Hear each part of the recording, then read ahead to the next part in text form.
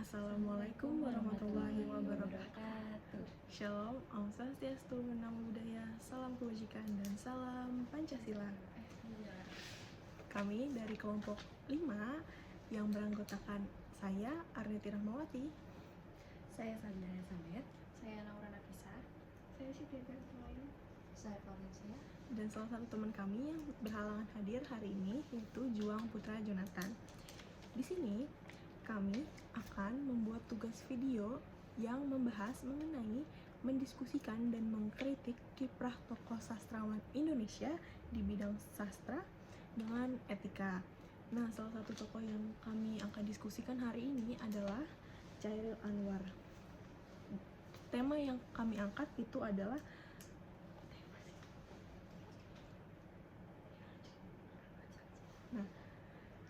dari Chairil Anwar kita akan membahas mengenai riwayat singkat masa kecil hingga tiada, lalu karya tokoh yang berpengaruh di masyarakat, dan juga jasa tokoh terhadap suatu bidang tertentu serta keunikan kehidupannya.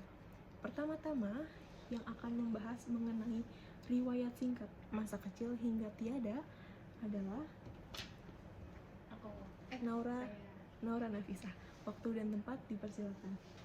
ini cerita kayak sama temen gitu kan diskusi. Oh, boleh pindah sih. Enggak boleh di sini.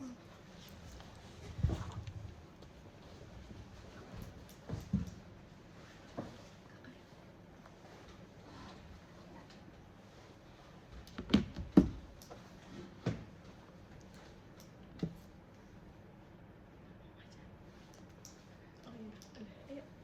Jadi apa nih riwayat singkat dan masa kecil dari tiadanya Chairil Anwar tuh gimana? Jadi sebelumnya mau ngenalin dulu nih Chairil Anwar gimana orangnya. Chairil Anwar tuh lahir di Medan, Sumatera Utara pada 26 Juli 1922. Dia tuh anak tunggal dari pasangan Toeloes dan Saleha. Karena statusnya sebagai anak-anak satu-satunya, ia sangat dimanja, sifat keras kepala dan berapi-api yang ciri khasnya di kemudian hari sudah terlihat sejak kecil. Terus Chairil Anwar ini udah mulai pendidikan tuh di Hollands boleh tuh gak teman-teman? Apa itu? Hollands Inland School atau HIS. Ya gitu. Nah terus dia tuh melanjutkan ke Mir Ugetbrid Leger on the Wigers atau Mulo. Tapi dia tamat. Meskipun begitu, ia dikenal pandai dan menguasai berbagai bahasa asing, termasuk bahasa Inggris, Jerman, Belanda. Terus pengetahuan dia tuh diperoleh dari membaca banyak karya sastra penulis-penulis internasional. Terus Chairil Anwar ini dikenal sebagai pelopor angkatan 45 dan puisi modern Indonesia. Karya-karyanya seringkali menyinggung tema pemberontakan, individualisme, kematian, dan eksistensialisme. Puisi-puisinya seperti Aku dan Karangan Bekasi mencerminkan semangat juang dan idealitas yang kuat. Namun puitisnya tidak sejalan dengan kondisi fisiknya. Chairil menjalani gaya hidup yang tidak teratur yang membuatnya rentan terhadap berbagai penyakit. Sebelum usianya mencapai 27 tahun, ia sudah menderita beberapa penyakit seperti TBC dan infeksi paru-paru.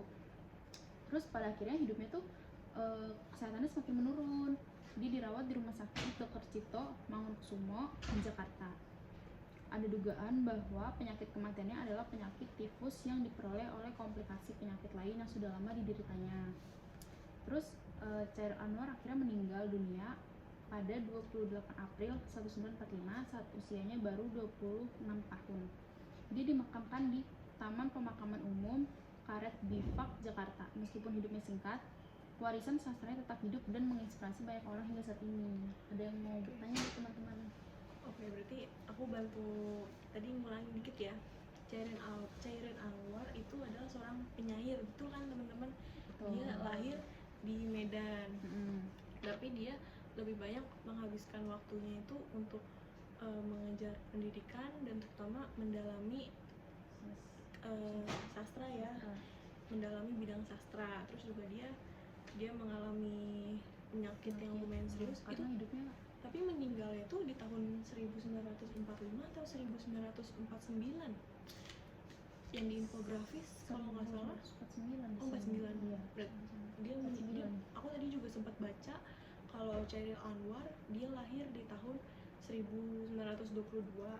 Berarti umurnya memang lumayan singkat gitu Iya. ya. Terus juga dia seorang penyair yang hebat. Dia juga jadi apa tuh tadi di angkatannya, angkatan 45 jadi ketua ya. Udah ditulis nih. Oh, jadi sebagai pelopor ya. Oh, pelopor karya sastra modern di tahun 45. Iya. Emang kalau TBC itu penyakit tuberkulosis paru-paru itu ada indikasinya tuh dari merokok nggak sih dia pola hidupnya? Karena tau nggak sih guys, kalau kalian misal orang-orang kaya yang suka membuat sebuah karya, dia tuh emang sering rata-rata punya pola hidup yang kurang baik, yang merokok atau begadang, karena itu untuk dia mengerjakan karyanya itu. Kayak gitu. Oke, dari kalian ada yang ingin bertanya nggak nih untuk masa kecil sampai tiadanya Chairil Anwar? Ada nggak? Nggak ada sih. Mungkin udah cukup kali ya. Terus sudah cukup jelas. Terus juga kalau semisal Chairil Anwar hidup lebih lama, mungkin karyanya yang akan diproduksi lebih baik lagi. Mungkin ya.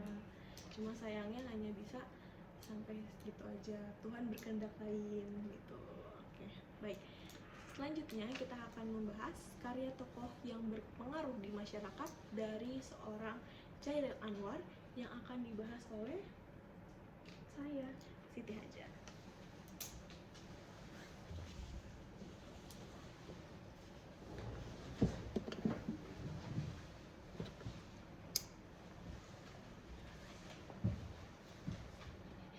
Nah, terus selanjutnya itu karya-karya tokoh yang berpengaruh di masyarakat itu sangat beragam ya. Itu tuh meliputi sastra, kritik, dan pemikiran sejarah yang membentuk identitas nasional dan memicu perubahannya. Nah, terus karyanya itu novel, judulnya itu Bumi Manusia. Itu tuh mengungkap tentang sejarah perjuangan rakyat Indonesia. Nah, terus Chairil Anwar dengan puisinya yang ikonik seperti Aku yang menjadi simbol semangat dan perlawanan, dan Ahmad Tohari melalui Ronggeng Duku Paruk yang menggambarkan budaya masyarakat. Karya-karya ini itu juga terus menginspirasi dan menjadi catatan penting perkembang bangsa. Itu aja sih, karena di infografik emang gak ditulis karya-karyanya itu apa aja, jadi aku nyarinya di Google. Itu versi sedikitnya lah. Oke, sedikitnya itu ada beberapa, yaitu novel, terus kritik, dan beberapa puisi yang terdapat dalam sebuah infografik dan juga tambahan dari Google gitu ya Lail. Nah, teman-teman kira-kira ada yang mau bertanya nggak nih tentang karya tokoh yang berpengaruh di masyarakat dari seorang Chairil Anwar atau sebuah pendapat gitu atau pernyataan? Aku mau nanya sih, di sini kan dia menciptakan sebuah karya bentuknya novel tentang bumi manusia ya, di mana itu perlawanan. Aku pernah nonton filmnya, Iya, itu kan nanti difilmkan. juga ada filmnya. Aduh, gak nonton. Aduh, oke. Ini novelnya itu tuh menceritakan tentang perlawanan apa sih, maksudnya konflik apa sih yang ada di novel itu ya? Soalnya kayak nonton filmnya tapi nggak sampai habis gitu. Oh ya, juga setahu aku novel Bumi Manusia itu penulisnya ada Pramudia Anantatur kalau nggak salah. Berarti tapi di sini juga Chairil Anwar sebagai penulis Bumi Manusia, apa memang mereka saling berkolaborasi atau gimana? Kita bisa bantu di searching teman-teman.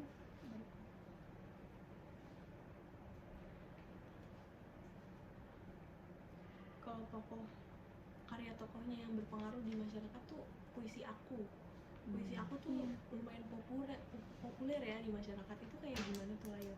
Kalau boleh tahu puisinya tuh menceritakan tentang apa sehingga bisa berpengaruh di masyarakat?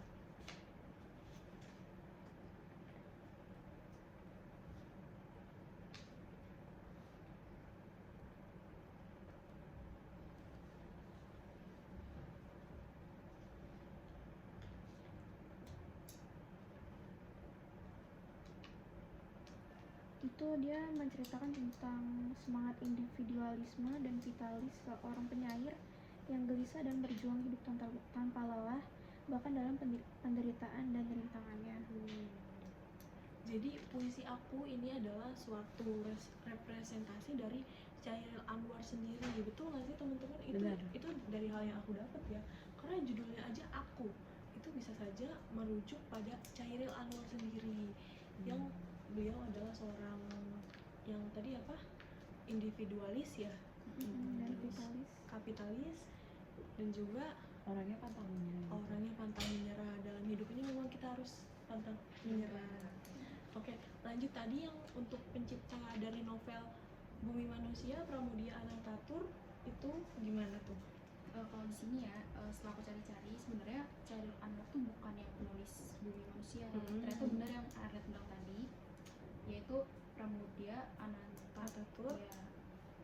Oh, jadi novel Bumi Manusia itu ciptaan dari Pramudia Anantatur, tapi ada campur tangannya juga nggak dari Chairil Anwar?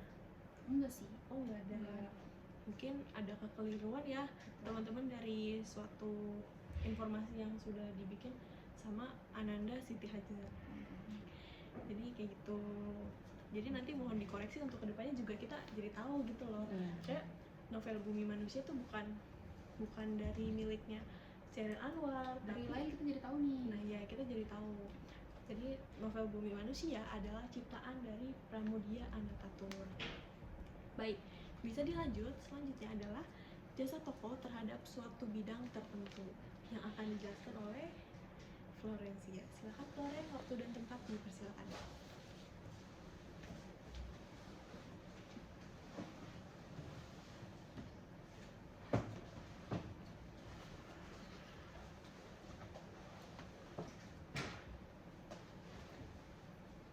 Nah, selanjutnya tuh jasa tokoh dari Chairil Anwar. Chairil Anwar memiliki jasa yang sangat besar dalam perkembangan sastra Indonesia. Ia dikenal sebagai pelopor lahirnya puisi modern. Lalu, sebagai tokoh utama Angkatan 45, karya-karyanya mencerminkan semangat perjuangan, kebebasan, serta perlawanan terhadap penjajahan, sehingga sastra tidak lagi sekedar indah, tetapi menjadi suara pada zaman itu. Chairil Anwar memperluas tema puisi yang sebelumnya banyak dalam kurun waktu antara 1942 hingga 1949, ia menghasilkan sekitar 94 karya berupa sajak asli, terjemahan, prosa, dan saduran yang menjadi fondasi penting bagi sastra Indonesia modern.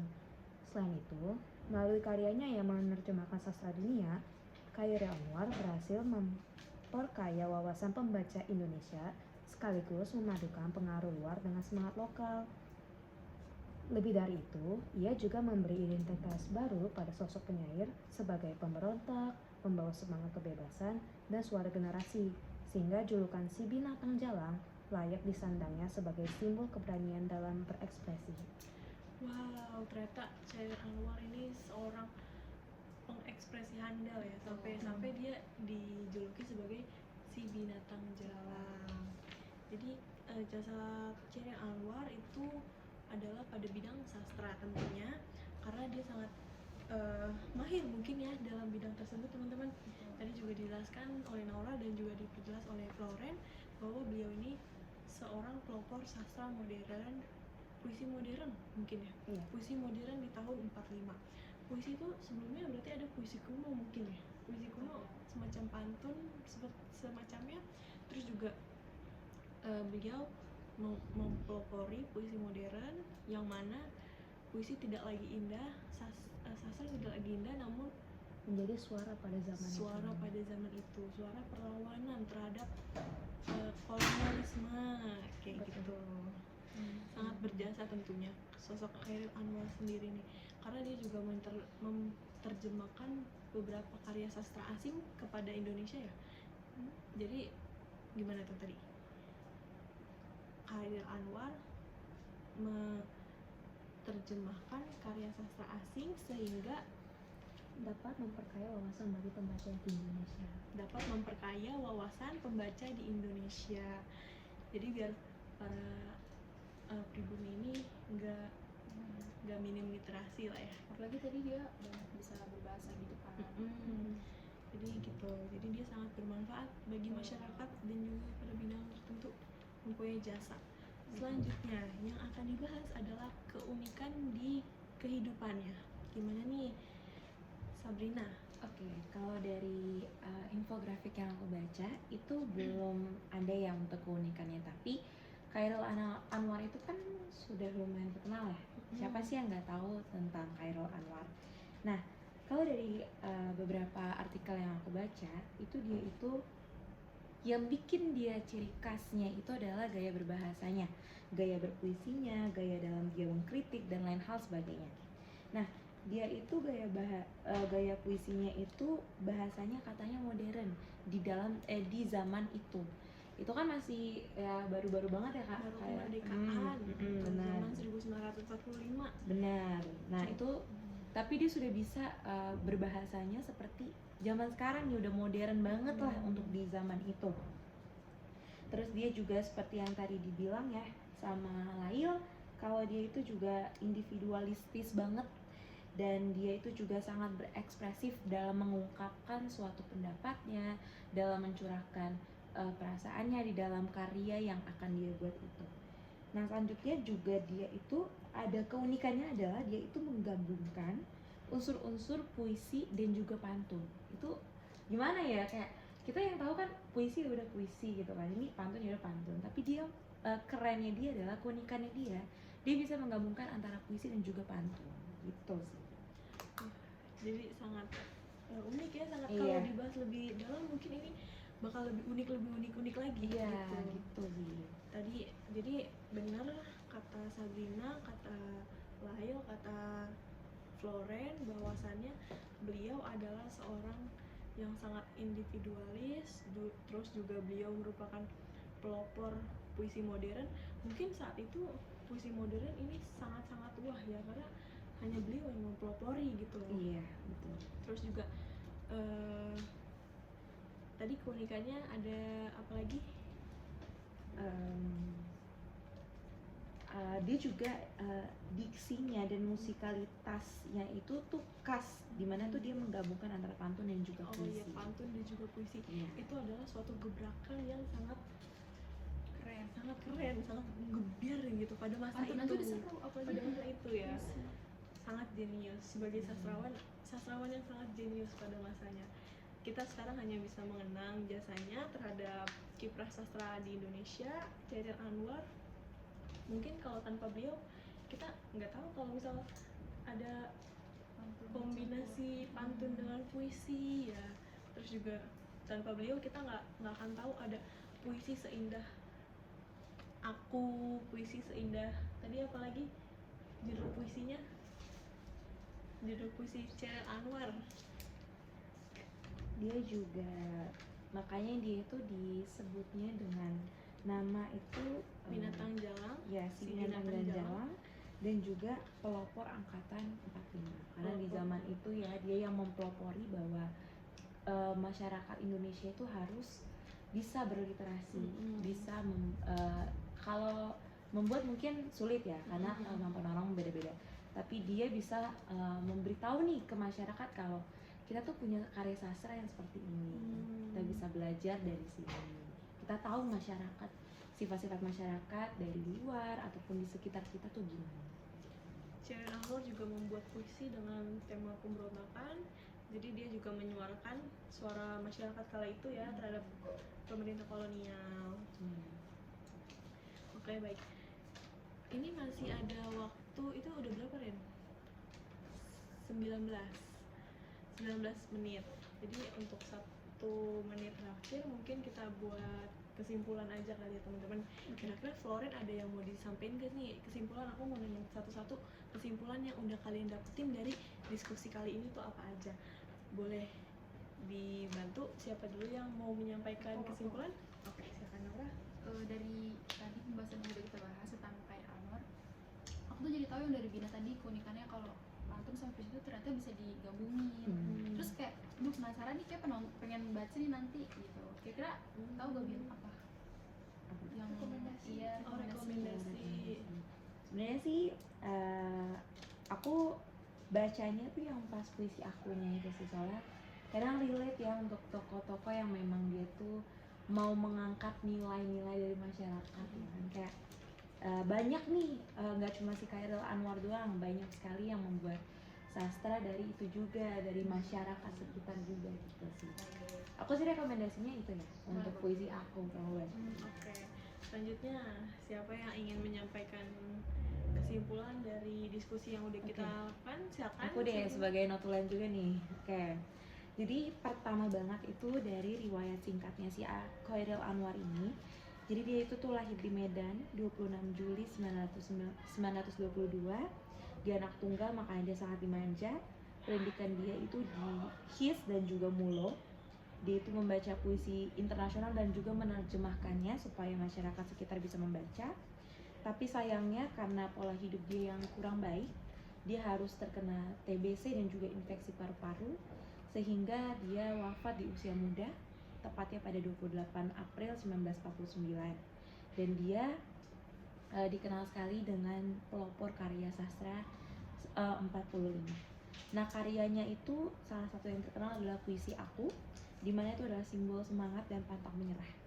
Nah, tadi juga ada kritik ya soal bumi manusia, di mana itu mengenai perlawanan manusia terhadap pemerintah kolonial, dan itu ternyata bukan punya si Chairil Anwar tapi milik Pramudia Anantatur. Selanjutnya jasanya si Chairil Anwar ini, dia itu membuat 94 karya yang berupa puisi, kritik, novel, dan bahkan terjemahan dari karya-karya luar. Nah, dia juga disebut sebagai binatang jalang. Aku tadi udah baru banget baca-baca. Kalau binatang jalang itu tuh dia sosok yang liar, berjiwa bebas, tidak terikat norma, dan dia juga memilih jalan hidupnya sendiri, bahkan menentang aturan. Lalu dia juga membuat karya itu supaya pribumi itu dapat membaca literasi.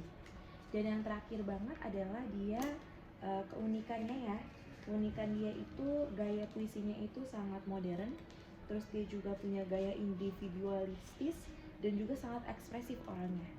Dan dia juga menggunakan diksi dan musikalitas yang sangat khas, dan di mana dia itu menggabungkan antara pantun dan juga puisi. Gitu sih. Oke, baik. Sangat rinci. Kesimpulan dari Sabrina sudah cukup jelas ya. Tapi mungkin ada teman-teman yang ingin menambahkan. Apa sudah cukup? Sudah cukup jelas. Oke, baik. Karena waktu juga sudah mencapai 22 menit, kita akhiri saja ya teman-teman. Wabillahi taufiq wal hidayah. Wassalamualaikum warahmatullahi wabarakatuh. Terima kasih sudah menyaksikan video diskusi kami. Bulan.